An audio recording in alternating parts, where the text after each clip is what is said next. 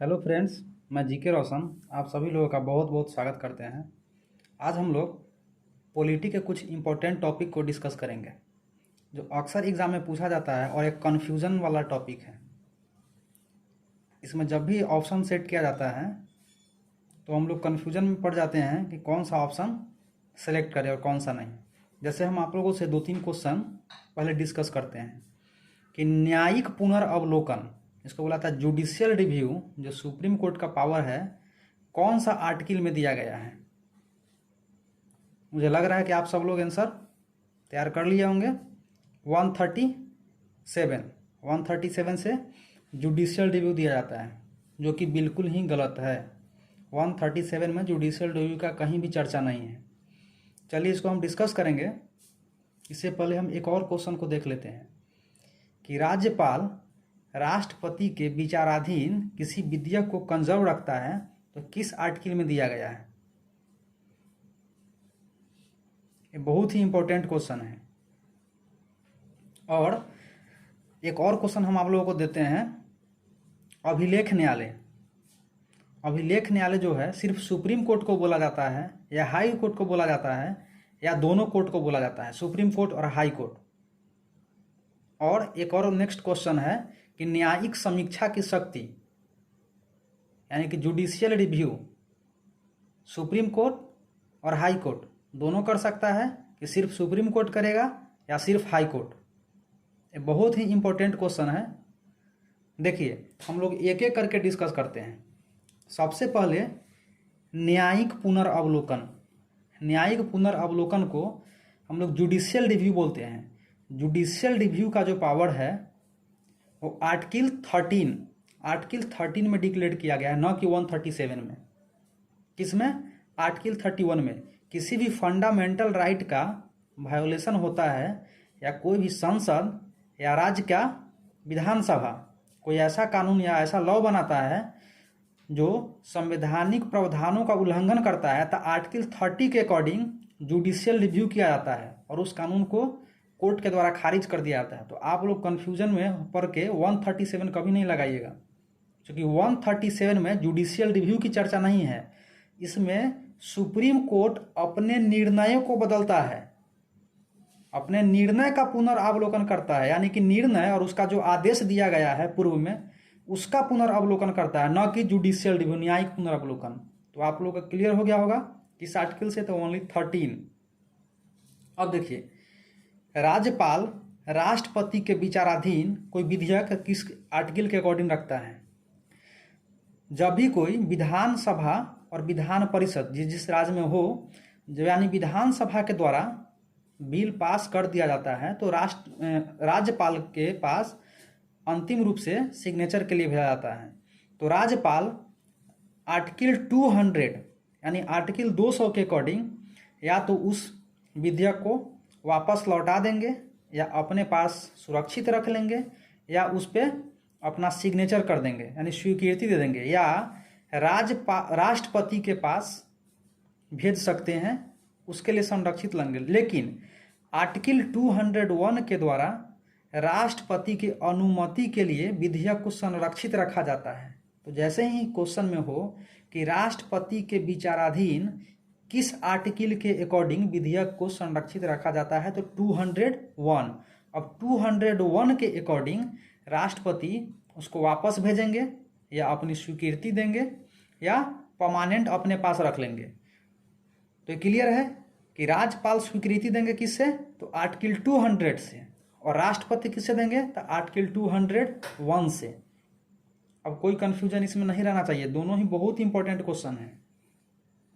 अब देखिए, अब हम लोग कुछ इमरजेंसी के प्रोविज़न को डिस्कस करेंगे।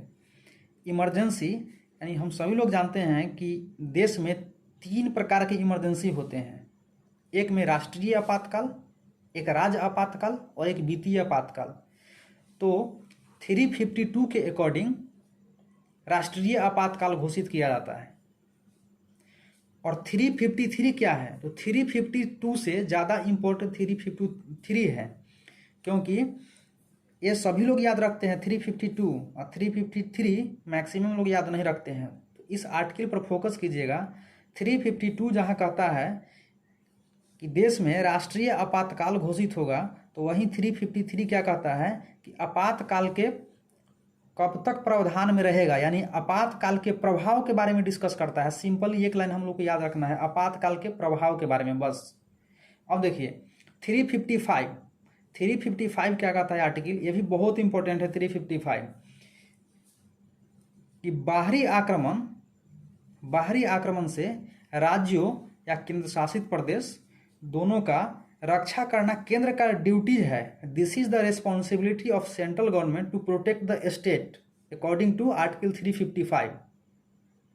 इस आर्टिकल को इग्नोर नहीं कर सकते हैं। 352 से लेकर के 360 तक याद रखना है, लेकिन ये आर्टिकल इंपॉर्टेंट हम यहाँ डिस्कस कर रहे हैं। अब देखिए 356 क्या कहता है कि 356 के अकॉर्डिंग राज्य में राज्यपाल शासन लगाया, राष्ट्रपति शासन जिसको बोलते हैं राष्ट्रपति शासन, राज्यपाल के रिकमेंडेशन के बाद लगाया जाता है, तो राष्ट्रपति शासन लगेगा। लेकिन यहीं पर एक और तरीका है दूसरा, 365 आर्टिकल भी कहता है कि राष्ट्रपति शासन राज्य में लगेगा, लेकिन कब, जब केंद्र सरकार के निर्देशों का पालन कोई राज्य नहीं करेगा, तो उसके अकॉर्डिंग जब 365 के अकॉर्डिंग राष्ट्रपति शासन लगाया जा सकता है। तो राष्ट्रपति शासन लगाने का दो तरीका है, एक 356 और एक 365। देखिए इसको याद कैसे रखेंगे, 356 यहाँ पे है यानी 356, तो इस 6 को इधर पलट देंगे तो 365 बन जाएगा। तो इसके अकॉर्डिंग राष्ट्रपति शासन लगाया जा सकता है। और 360 के अकॉर्डिंग तो वित्तीय आपातकाल आप सब लोग जानते हैं। अब देखिए अभिलेख न्यायालय के मतलब क्या होता है। आप लोगों से अभिलेख न्यायालय के बारे में क्वेश्चन पूछेगा कि क्या सुप्रीम कोर्ट अभिलेख न्यायालय है या नहीं। एक क्वेश्चन इस प्रकार से पूछा जाता है कि अभिलेख न्यायालय कौन कौन है, सुप्रीम कोर्ट, हाई कोर्ट या दोनों, या इनमें से कोई नहीं। तो देखिए अभिलेख न्यायालय सुप्रीम कोर्ट भी है और हाई कोर्ट भी है। अभिलेख न्यायालय का मतलब क्या होता है कि कोर्ट ऑन रिकॉर्ड। इसका मतलब कि न्यायालय जो भी जजमेंट दिया है इसको संरक्षित रखा जाएगा एज अ साक्ष्य, यानी गवाह के अकॉर्डिंग संरक्षित रखा जाएगा, रिटेन में उसको रखा जाएगा। और दूसरा क्या है कि न्यायालय का अवमानना, जो निर्णय दिया है उसका आप अवमानना नहीं कर सकते हैं।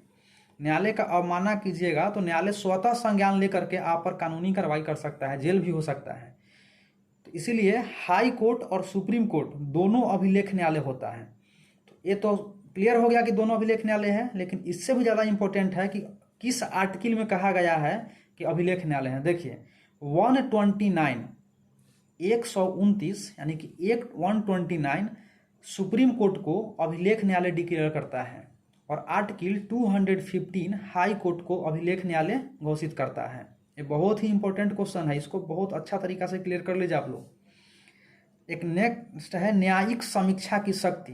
हम देख चुके हैं ऊपर, न्यायिक समीक्षा मतलब जुडिशियल रिव्यू भी इसको बोल सकते हैं, और न्यायिक पुनर्वलोकन कहिए। तो न्यायिक समीक्षा की शक्ति सिर्फ सुप्रीम कोर्ट को है या सिर्फ हाई कोर्ट को है या दोनों को है, इस प्रकार से क्वेश्चन पूछा जाता है। आप लोग यदि प्रीवियस ईयर क्वेश्चन प्रैक्टिस किए होंगे तो मिला होगा आप लोगों को। देखिए न्यायिक समीक्षा की शक्ति सुप्रीम कोर्ट को भी है और हाई कोर्ट को भी है। जब भी संसद में कोई ऐसा कानून बनाया जाता है जो फंडामेंटल राइट का वायोलेशन हो या संविधान के प्रोविजन का उल्लंघन करता हो, तो इस पर सुप्रीम कोर्ट जुडिशियल रिव्यू शक्ति का प्रयोग कर सकता है। ठीक उसी प्रकार यदि राज्य में कोई कानून बनाया जा रहा है जो संविधान के अकॉर्डिंग नहीं हो या उसका उल्लंघन करता है, तो हाई कोर्ट भी जुडिशियल रिव्यू के अकॉर्डिंग उसको खारिज कर सकता है। इसीलिए न्यायिक समीक्षा की शक्ति हाई कोर्ट और सुप्रीम कोर्ट दोनों को प्राप्त है।